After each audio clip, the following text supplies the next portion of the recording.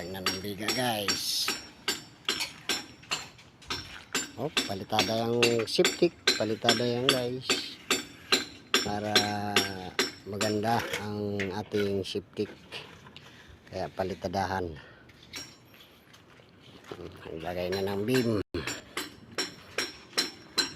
Ayos na guys, may beam na. Tapos ito, patag na. Konti na lang yan guys. Patag na yan guys. Tapos ito naman, naka-underground ang CR ko dito sa ground floor. May step.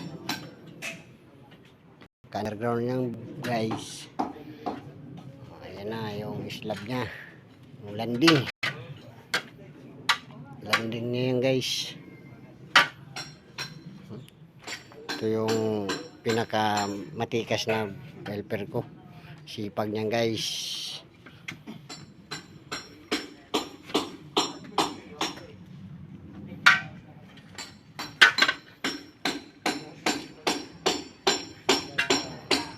Ito ang mga header ko guys. Buhos yan guys. Panigurado talagang tunay yan na matibay. Sa header pa lang, hamil-hamil na guys. Oh. CR, naka ground floor ang CR.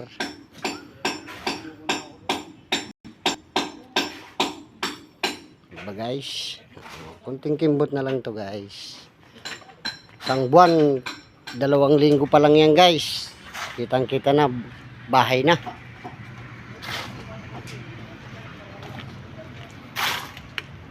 December sinimulan to. January pa lang. Hamil na guys. Ito yung masungkurin. Pinapapalitada ko na yan sa septic. Ito pala yung abang namin guys. Ayan ang abang ko dyan guys. Overflow sa kabila. Thank you guys. Tomorrow is another day.